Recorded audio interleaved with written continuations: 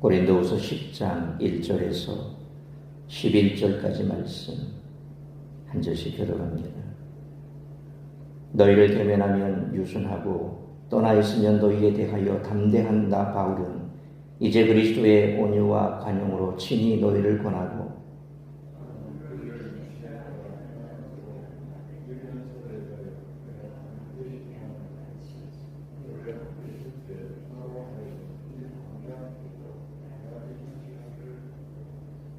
우리가 육신으로 행하나 육신에 따라 싸우지 아니하노니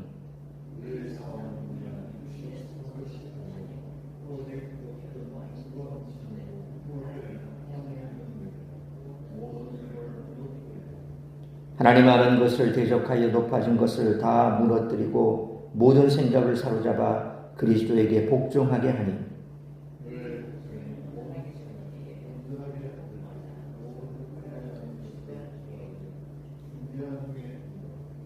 너희는 외모만 보는도다. 만일 사람이 자기가 그리스도에게 속한 줄을 믿을진대 자기가 그리스도에게 속한 것 같이 우리도 그러한 줄을 자기 속으로 다시 생각할 것이라.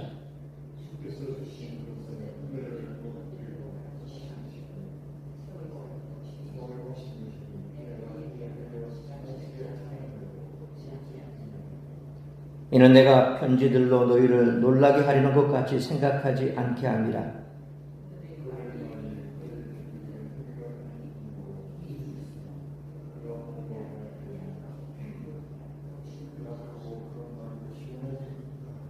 11절 같이 읽습니다. 이런 사람은 우리가 떠나 있을 때에 편지들로 말하는 것과 함께 있을 때에 행하는 일이 같은 것임을 알지니라. 아멘. 바울에 대한 부당한 비방은 그를 핍박하는 세상이나 유대인들로부터 나오기도 했지만 교회 안에서 나오기도 했습니다. 그러나 이런 비방을 대할 때마다 바울은 항상 원점으로 돌아가 그리스도와의 관계에서 자신이 누구인지 밝혔습니다. 이처럼 우리의 자아 정체성도 그리스도와의 관계에서부터 나옵니다. 우리에게는 바울과 같은 분명한 자기인식이 확립되어 있어야 합니다. 그럴 때 세상의 도전 앞에서 흔들리지 않습니다. 우리에게도 온갖 종류의 비방이 닥쳐올 수 있습니다.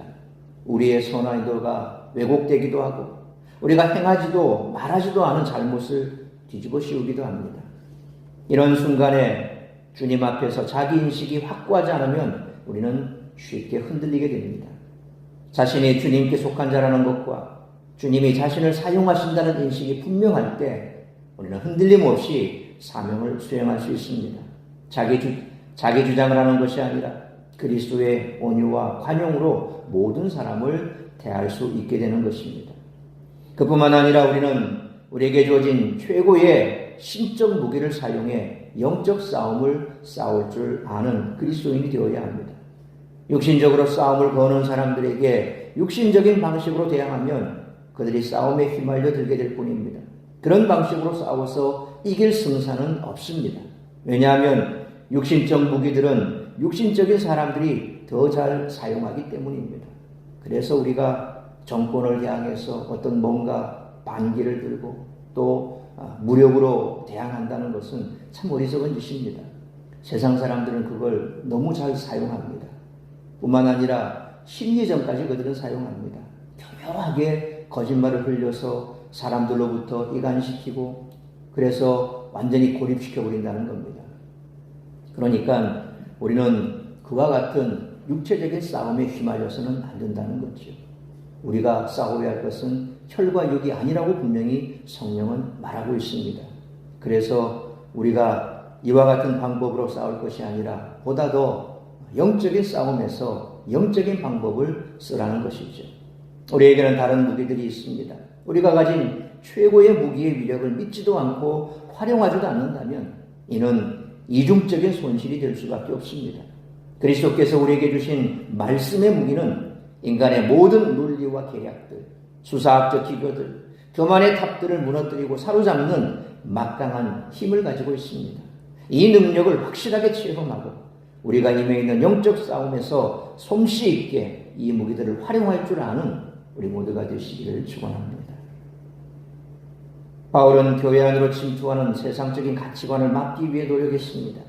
예루살렘 교회를 위한 헌금에 대해 이야기를 마친 바울은 본격적으로 자신을 향한 공격에 대한 변호를 시작합니다. 이를 통해 우리는 세상이 좋아하는 지도자와 예수 그리스도를 따르는 참된 지도자의 차이를 알 수가 있습니다. 이와 같은 오늘 본문의 말씀을 통해 우리들이 깨달아야 할 것은 첫째로 1절로 2절 말씀처럼 성도는 바울처럼 참된 지도자의 태도를 가져야 한다는 것입니다. 바울을 공격하는 사람들은 바울이 성도들 앞에서는 유순하고 비굴한 태도를 보이고 편지를 쓸 때에는 강하게 책망하는 글을 쓴다면서 그가 이중적인 사람이라고 비판했던 것 같습니다. 그래서 바울은 그들의 비판을 그대로 인용을 해서 1절 상반절 말씀처럼 자신을 대면하면 유순하고 떠나 있으면 담대한 나 바울이라 그렇게 마치 조금은 한번 꼬아 비꼬듯이 표현하고 있습니다. 바울의 대적들은 리더라면 담대한 태도로 호령하는 모습이 있어야 한다라고 생각했던 것입니다. 그러나 바울은 오히려 1절 하반절로 2절 말씀처럼 온유와 관용으로만 교인들을 대하고 담대한 태도로 대하지 않기를 원한다 그렇게 말합니다. 그가 담대한 태도를 취하는 것은 오직 그 대적들을 대할 때뿐입니다. 이를 통해 우리는 바울이 성도들을 직접 대할 때에는 아주 친절하고 겸손했음을 짐작할 수 있습니다. 말씀을 대언해야 하는 상황에서는 사람들의 눈치를 보지 않고 담대하게 전하더라도 친절하고 겸손하게 성도들을 대해야 함을 알 수 있습니다.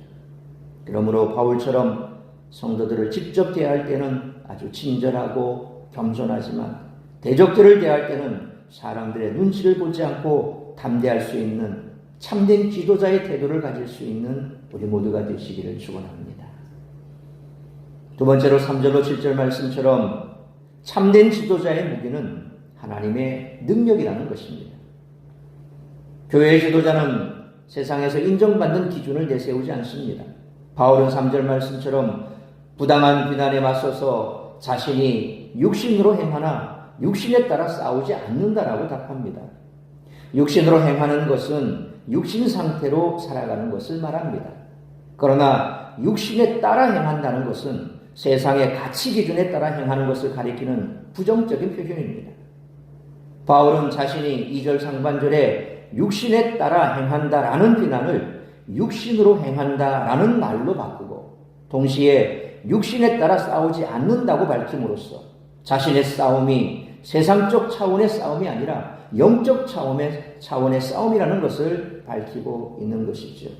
그래서 최근까지만 해도 교단에서 참 많이 지탄을 받았던 한 유명한 목사님처럼 본인은 교회를 지킨다 이렇게 얘기하지만 우리가 봤을 때는 그 주변 지역에 얼마나 많은 사람들에게 피해를 줬습니까?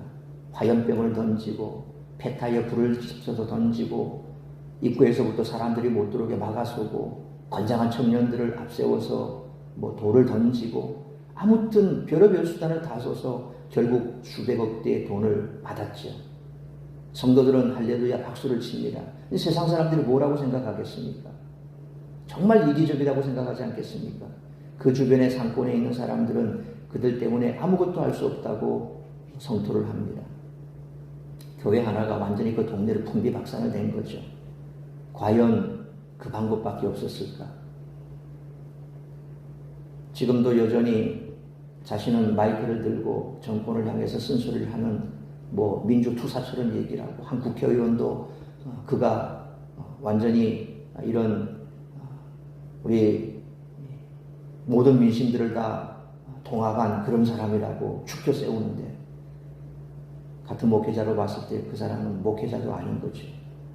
정말 성경이 뭐라고 말하는지 목사라고 한다면 하나님의 말씀에 대해서 열린 마음과 열린 귀로 그리고 온전한 영적인 시각으로 성경을 바라보고 해석하고 그것을 성도들에게 가르쳐야 하는데 오히려 그 정반대로 사람들을 앞세워서 자기 이득을 취하고 성도들을 전면에 내세우고 자기는 뒤에서 조장하는 마치 그런 아주 잘못된 목회자의 모습을 보여주고 있습니다. 하나님은 결코 그렇게 말하지 않습니다. 우리가 싸우는 싸움은 세상적인 싸움이 아닙니다. 영적인 차원에서의 싸움입니다. 그걸 성경은 말하고 있습니다. 그래서 우리를 대적하는 그 대적자를 대해서 싸우는 것이 아니라 그들 뒤에 배후에 있는 사탄의 세력과 싸운다는 것이죠. 그래서 사도 바울도 우리가 육신으로 행하지만 육신에 따라 행하는 자는 아니다. 우리가 싸우는 싸움은 그런 종류의 세상적인 차원의 싸움이 아니라는 거죠. 그건 세상 사람들이 더 잘 싸웁니다. 거기에 말려들면 안 된다는 거죠. 바울은 4절 말씀처럼 육신에 속한 것, 그 무기들, 곧 혈통의 자랑으로 싸우지 않는다는 것입니다. 사실 바울도 랍비 가말리엘에게서 배워 수준 높은 지식을 갖추었고 난지 8일 만에 할례를 받은 정통 유대인이며 날 때부터 로마 시민권을 가진 길리기아 다소 출신의 사람이었지만 이를 전면에 내세우지 않았습니다. 왜냐하면 하나님의 능력은 그런 육신의 자랑에 속하지 않기 때문입니다. 빌립보에서도 사도 바울은 애매하게 그는 매를 맞았습니다. 귀신에 들려 점치는 여인의 귀신을 쫓아내버리고 결국 고소를 당하고 감옥에 갇히고 매를 맞았지요. 나중에 보면 그가 치료를 받고 돌려보내려고 했을 때 자신이 로마 시민권자임을 밝힙니다. 앞서부터 밝히면 그런 일도 없었을 텐데 왜 그랬을까? 그는 복음을 위해서 고난을 당하는 것도 마다하지 않았습니다. 그리고 모든 사건이 다 수습되고 난 이후에 그 자신의 로마 시민권을 밝히면서 모든 것을 다시 정상으로 돌립니다. 그러니까 그가 애시당초부터 그런 것을 막았더라면 본인은 육신적으로 아무 일도 나지 않았을 겁니다. 그러나 하나님께서 모든 일들을 주관하시기에 그는 순순히 그대로 받아들였습니다. 그리고 그 사건을 통해서 그 간수장은 그 가족이 다 구원받지 않습니까? 그러니까 하나님께서는 그 간수장의 가정을 구원하시기 위해서 사도 바울이 매를 맞는 것도 허용하신 거죠. 바울은 그것을 알았습니다. 그래서 감옥 안에서 하나님을 찬양하고 그는 기도했던 거죠. 하나님의 뜻이 무엇인지.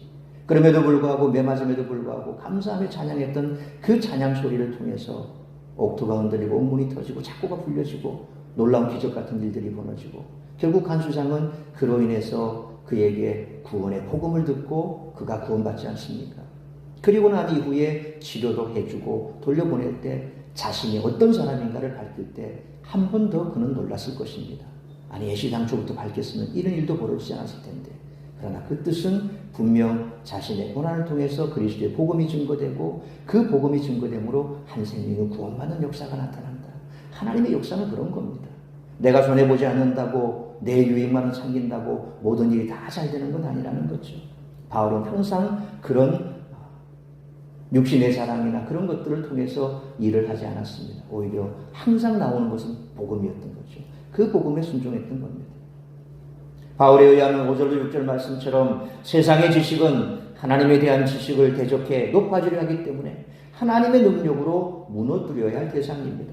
바울은 7절 말씀처럼 인간의 외모, 곧 외적 조건만을 따지는 고린도 교회 일부 성도들에게 그리스도에게 속한 자라면 인간의 외적 조건으로 사람을 판단하지 않을 것이라고 일심을 가하고 있습니다.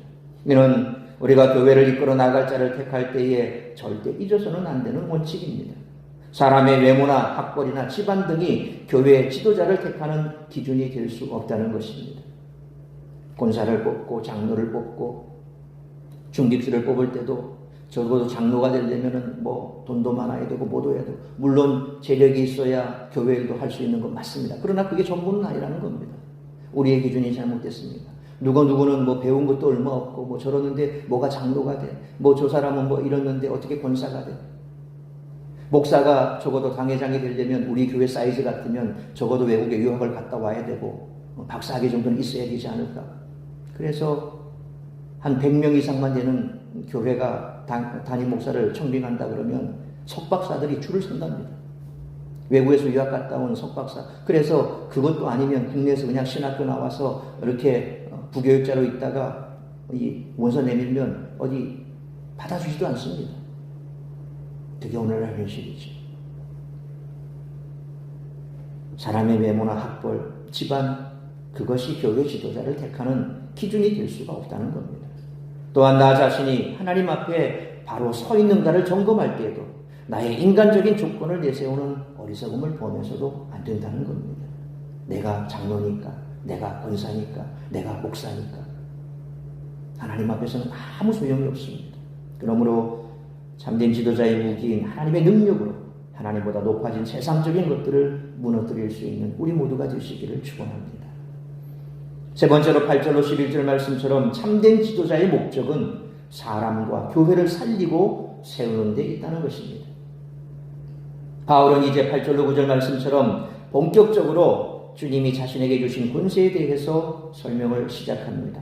그런데 주님이 주시는 권세의 목적은 사람을 무너뜨리거나 놀라게 하는 데 있지 않고 사람을 세우는 데 있습니다. 대적들은 10절 말씀처럼 바울의 편지가 무겁고 힘이 있다고 인정하지만 대면에 있을 때는 약하고 특히 말이 시원하지 않다라고 평가합니다. 여기서 말은 말의 기교 또는 수사학적 자질을 가리킵니다. 이런 측면에서 바울은 무시당하고 있지만 이는 고린도전서 2장 2절 말씀처럼 그리스도와 그의 십자가에 못 박히신 것만 알기로 작정했던 그의 결단에 따른 결과일 뿐이라는 거죠. 그래서 우리가 앞에 살펴봤던 2절 말씀처럼 1절에서 2절 말씀처럼 그들이 했던 이 말을 인용하면서 바로 사도 바울은 너희를 대면하면 유순하고 떠나 있으면 너희에 대하여 담대한다. 바울은 이 말은 바로 이 10절의 이 말씀을 그들이 했던 이 말을 그대로 인용해서 너희가 나를 그렇게 생각하는데 내가 그런 사람이냐라고 되묻는 거죠. 사도 바울은 실상 그가 헬라 지역에서 자랐습니다. 길리기아 다소라고 하는 그런 곳에서 당시 헬라어도 능통하고 그래서 고린도에 갔을 때 그는 철학자들과 대면해서 그들과 대화도 하고 또 묻고 답하기도 하고 그러니까 사람들이 그를 보고 놀라지 않습니까? 분명히 유대인인데 헬라말을 아주 능통하게 합니다. 무슨 말입니까? 철학적인 지식도 공부했다는 거죠. 사실 우리가 고린도 교회에 갔던 그의 2차 전도 여행을 보면 그쪽에서 아주 철학적인 것으로 얘기를 참 많이 합니다. 물론 그렇게 해서 그곳에서는 별 소득을 얻지는 못했습니다만 그러나 어쨌든 간에 그가 가지고 있던 지식의 그 깊이와 넓이는 엄청났던 거죠. 그러니까 이런 지금 이 사람들이 얘기하는 것처럼 이 유대에서 온 사람들이 방해꾼들이 하는 말처럼 그는 뭐 말로는 별로 그렇게 능하지 못하다, 강하지 못하다, 소위 입심이 쉬지 못하다. 결코 그렇지 않습니다. 바울이 가지고 있는 학문적인 지식이나 또 그가 가지고 있는 식견은 어느 누구를 대적해도 따라올 수 없을 만큼의 능력이 있는 사람이죠. 그런데 왜 그렇게 하지 않습니까? 그가 그리스도와 그의 십자가에 못 박힌 것 이외에는 더 이상 자랑할 것이 없다고 했습니다. 그러니까 항상 그런 부분에 있어서 그는 절제하는 겁니다. 말로 하자면 왜 말을 못하겠습니까? 왜 그가 그렇게 말에 기교가 없겠습니까? 수사학적인 것, 어떤 경우에는 바울도 굉장히 수사학적으로 그렇게 표현하기도 합니다. 그만큼 그가 배운 학문의 깊이도 있습니다. 그런데 그렇게 하지 않은 거죠. 바울은 11절 말씀처럼 자신이 편지로 가르치는 것과 행하는 것이 모두 같다라고 말합니다. 지도자가 유순한가 담대한가가 중요한 것이 아니라 사람을 세우는가 무너뜨리는가가 중요합니다. 바울은 오직 사람을 세우는 리더십을 갖추기 위해 노력했던 사람입니다. 세상은 인간적인 야망을 가진 자들을 높이 평가해 리더로 세우지만 예수 그리스도를 따르는 교회는 자기를 내려놓고 다른 사람을 높이는 사람을 리더로 세워야 합니다. 그러므로 참된 지도자의 목적은 사람과 교회를 살리고 세우는 데 있으므로 바울처럼 교회와 성도를 살리고 세우는 데 앞장서는 우리 모두가 되시기를 축원합니다. 사랑하는 성도 여러분, 교회를 이끌어가는 지도자가 세상적인 가치관에 오염되면 그로 인해 교회 전체가 큰 어려움을 겪게 됩니다. 앞서 말씀드린 대로 그 목사님처럼 성도들은 그 목사님이 얘기하면 할렐루야 아멘 박수를 치고 난리를 치죠. 그런데 나중에 역사에 판결을 받을 때 과연 그분에 대해서 뭐라고 판결할까? 정말 뭐 정치인이 얘기하는 것처럼 보수 성향의 사람들을 다 그분이 천하통일했다. 누구나 다 그렇게 생각을 할까요? 그분을 따르는 목회자도 참 많습니다. 심지어는 그분이 집회할 때 일부 목회자들이 관광버스에 대절해서 올라가서 그 집회에 참가하게 되죠. 태극기를 흔들고 성조기를 흔들고 막 난리 나지 않습니까? 그런데 동조하는 목사님들도 있습니다. 그러나 저같이 반대하는 사람도 있습니다. 교회 지도자가 이런 세상적인 가치관에 오염이 되면 교회 전체가 어려움을 겪게 된다는 거죠. 지도자의 문제는 사실 지도자 한 명의 문제가 아니라 그 교회 전체의 문제가 된다는 겁니다. 아니, 교회뿐만 아니라 기독교라고 하는 예수 그리스도의 이름이 세상 사람들로부터 지탄을 받게 된다는 겁니다. 그러므로 오직 예수 그리스도의 모습을 닮으려 애쓰는 바른 지도자를 찾고 또 그런 지도자를 인정하고 세우는 우리 모두가 되시기를 주님의 이름으로 축원합니다. 기도하겠습니다. 살아계신 아버지 하나님, 은혜와 사랑을 감사합니다. 오늘도 새벽을 깨워 말씀으로 예배로 이 하루를 시작하게 하시니 감사합니다. 오늘 사도 바울을 통해서 참된 지도자의 모습이 어떠해야 하는가를 우리가 다시 한번 가슴에 새깁니다. 우리 모두가 예수 그리스도의 형상을 닮아 세상 가운데서 빛과 소금의 역할을 감당해야 될, 어찌 보면 죽어가는 세상 사람들을 주께로 인도해야 될 지도자의 역할을 감당해야 될 줄 믿습니다.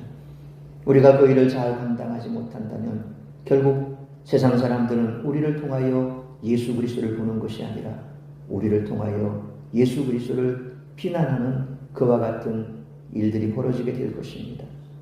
그러므로 다시 한번 오늘 이 말씀 가슴에 새기면서 우리가 어떠한 모습으로 교회 안에서나 교회 밖에서나 그들에게 어떠한 모습을 보여주고 어떠한 태도로 또 우리가 이와 같은 지도자가 되기 위해서 가져야 될 마음의 자세가 무엇인가를 깊이 생각하는 시간 되게 하여 주옵소서. 우리 한 사람 한 사람이 참으로 참된 지도자의 태도와 또 모습과 우리가 취해야 될 그 목적과 행동을 잘 우리가 가슴에 새기고 살아간다면 교회가 살아날 것이요, 그로 말미암아 세상 가운데서는 우리 주님께서 원하시는 바 죽어가는 영혼들이 주께로 돌아오는 일들이 우리를 통하여 일어나게 될 줄 믿습니다.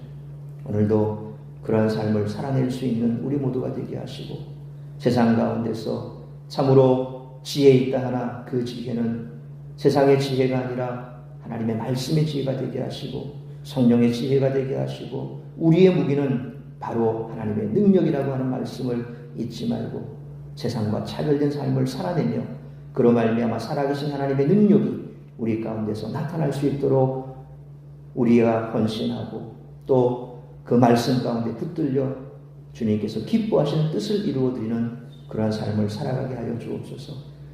이제 추석 명절을 앞두고 많은 성도들이 원근각처로 흩어질 것입니다. 주께서 저들의 발걸음을 지켜주시고 또 근본 명절 때 가족이 만나 한자리에 둘러앉았을 때에 우리의 삶의 태도와 모습과 언행이 그들에게 그리스도의 향기가 되게 하여 주옵시고 믿지 않는 가족들 주께로 인도하는 그와 같은 일들이 나타나는 복된 명절이 될 수 있기를 간절히 빌고 소망합니다. 특별히 아픈 성도들 치료하시고 회복시켜 주시어서 참으로 명절 때 그들의 육체의 질병으로 고통받고 신음하는 그와 같은 명절이 되지 아니하도록 치료하시고 회복시켜 주시기를 간절히 빌고 소원하오며 이 모든 말씀 우리 주 예수 그리스도의 이름으로 기도하옵나이다. 아멘.